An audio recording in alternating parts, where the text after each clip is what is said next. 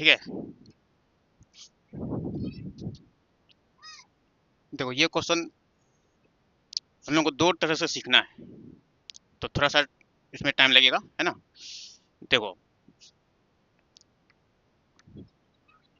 एक जो बहुत ही इजीली बन सकता है उसके लिए हम लोग को ना पाइथागोरियन ट्रिपलेट एक थोड़ा सा समझना पड़ेगा। पाइथागोरियन ट्रिपलेट उस फॉर्मूला से जब बनाते हैं तो बहुत ही इजीली बन जाता है, और एक है फॉर्मूला से भी बन सकता है। ठीक है, दो तरीका हम लोग इसको अप्लाई मतलब यूज करते हैं इस सवाल को बनाने के लिए। जब भी रेक्टेंगल का सवाल में डायगोनल दिया हुआ और पेरीमीटर दिया हुआ हो, तो मैं तो बेस्ट तरीका पाइथागोरियन ट्रिपलेट समझता हूँ। ठीक है, पाइथागोरियन ट्रिपलेट। तो कैसे, एक बात तुम लोग जानो, एक राइट ट्रायंगल होता है। ठीक है, राइट ट्रायंगल का इधर वाले को हम लोग हाइपोटेनस कहते हैं, इसको हम लोग परपेंडिकुलर, इसको हम लोग बेस कहते हैं। ठीक है,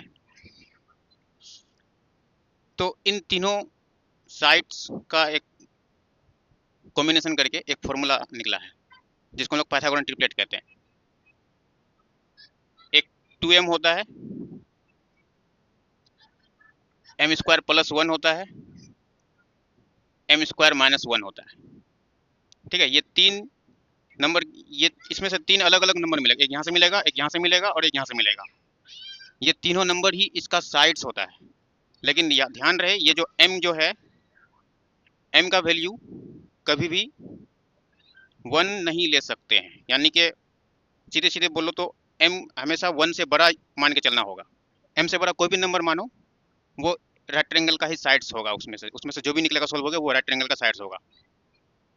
ठीक है, मैं राइट ट्रायंगल का बात रेक्टेंगल में क्यों सोच रहा हूँ, क्योंकि रेक्टेंगल में भी अगर मैं एक डायगोनल ऐसे खींचूंगा तो एक अलग अलग भाग इसको मैं अगर देखूंगा तो ये अपने आप में एक राइट ट्रायंगल है, ये राइट ट्रायंगल है। तो ये चीज़ हम लोग उसमें अप्लाई करने की कोशिश करेंगे। देखो मैं थोड़ा सा दिखाने की कोशिश कर रहा हूँ।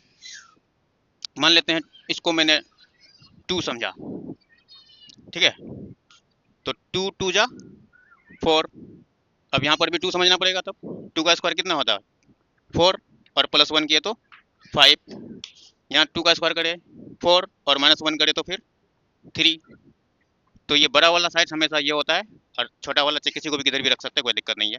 मान लेते 3 यहाँ पर है तो 4 यहाँ पर है। ये राइट ट्रायंगल का साइड हुआ कि नहीं हुआ, तो हम लोग पाइथागोरस फार्मूला लगा करके, पाइथागोरस फार्मूला जो होता है वो लगा करके हम लोग पता भी कर सकते हैं। इसका स्क्वायर कितना 25, इसका स्क्वायर 16, इसका स्क्वायर 9। इन दोनों को जोड़ के उसके बराबर हो रहा है कि नहीं हो रहा, 16 और 9 को जोड़ो तो 25 हो रहा है ना। तो ये दोनों हो रहा है, तो मतलब कि पाइथागोरियन ट्रिपलेट ये बन रहा है, यानी राइट ट्रायंगल का साइड्स बन रहा है। राइट ट्रायंगल का साइड ऐसे ना होता है कि बड़ा वाला साइड्स का स्क्वायर अकेले और इन दोनों का स्क्वायर मिल करके बराबर हो जाए, इसी को पाइथागोरस फार्मूला बोलते हैं, है ना। तो इसी से हम लोग कंपेयर करेंगे इस चीज को। अब मैं कैसे कंपेयर करता हूँ थोड़ा ध्यान दो। यहाँ पर हमें पेरीमीटर बता के रखा है 46, और डायगोनल बता के रखा है 17 सेंटीमीटर। एक फिगर ड्रॉ कर लेते हैं समझने के लिए। जैसे ये डायगोनल है, अगर ये हमें 17 सेंटीमीटर बताया है और इसका पूरा पेरीमीटर जो है वो 46 सेंटीमीटर बता के रखा है। ठीक है, तो यहाँ जरा सोचो, 17 सेंटीमीटर बताया है इसमें। ठीक है, तो हम लोग अभी देखे थे 2m होता है, m स्क्वायर प्लस 1 होता है और m स्क्वायर माइनस 1 होता है। तो बड़ा वाला वैल्यू तो यहाँ से निकलता था, यही ना 5 आया था उस समय। तो कहीं ना कहीं ये 17 जो है इसी इसी का ही वैल्यू, इसी पूरे का वैल्यू है ये। और इतना तो मेरा राइट ट्रायंगल है कि नहीं, जरा सोचो। तो इस 17 के हेल्प से अगर मैं इसको इससे कंपेयर करूं तो मेरा ये और ये चीज पता हो सकता है इजीली। ठीक है, क्योंकि ये वाला और ये वाला चीज इन्हीं दोनों में से कोई होगा, एक परपेंडिकुलर होगा एक बेस होगा।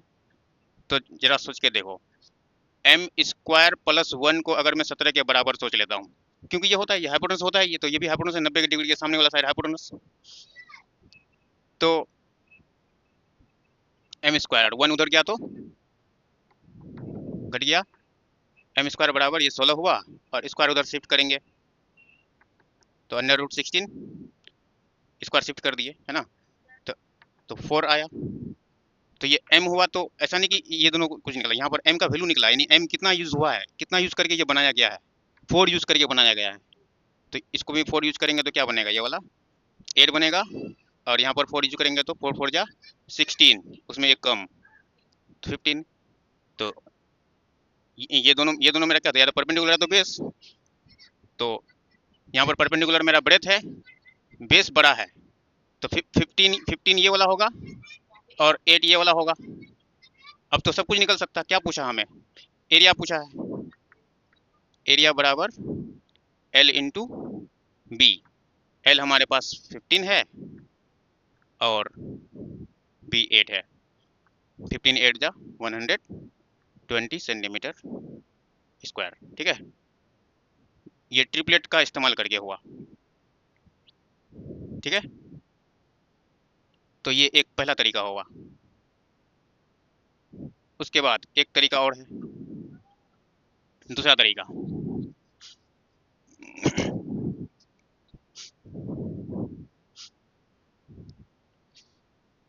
चलो पहले लिखते हैं, पेरीमीटर हमारे पास दिया हुआ है कितना 46 सेंटीमीटर और डायगोनल दिया हुआ 17 सेंटीमीटर। ठीक है, तो इसके लिए एक फॉर्मूला याद रखो, वो फॉर्मूला है a प्लस बी का होल स्क्वायर। ठीक है, हालांकि इसको आइडेंटिटी बोलते हैं, तो इसका होता है A square plus B square plus 2ab। ठीक है, तो ये हमारा फॉर्मूला है। लेकिन रेक्टेंगल में जैसे यहाँ पर दो दो किस्म का लेटर हमें दिख रहा है ना, ए और बी, तो रेक्टेंगल में हम उसी को ए और बी को, बी के बदले में हम लोग एल और बी यूज करेंगे, लेंथ और ब्रेथ। यानी मेरा ए प्लस बी है ना, इसको रिलेट करेंगे हम लेंथ प्लस ब्रेथ को लेकर के, यानी यानी ठीक है, इस मान के लो ए मेरा लेंथ है और बी मेरा क्या है, ब्रेथ है। तो उस हिसाब से फॉर्मूला क्या बनेगा, जो जो जो जहाँ जहाँ ए है वहाँ एल आ जाएगा, L square plus B square plus 2 LB। इसमें हमें क्या पूछा है, एरिया पूछा है ना, तो एरिया का फॉर्मूला क्या होता है, एल इंटू बी। तो यानी कि हमें इतना तो चीज का वैल्यू चाहिए, एल इंटू बी यहाँ पर है, तो यहाँ से इससे क्रिएट कर लो एक फॉर्मूला, एल इंटू बी का वैल्यू यहाँ से क्या बनेगा, ये सब शिफ्ट होगा। ठीक है, यानी इसमें से इन दोनों का सम माइनस होगा, है कि नहीं। तो इस तरह से करेंगे, जैसे देखो एल प्लस बी का whole square minus L square minus B square. ठीक है, 2LB। ठीक है, इतना हो गया। अब 2 को भी अगर शिफ्ट करेंगे तो बाय में आ जाएगा, तो इतना हमें चाहिए। इस आइडेंटिटी को यूज करना होगा हम लोगों को, इसको लिख के रखो। ठीक है, मैं अब इसको इरेज करूंगा। ठीक है,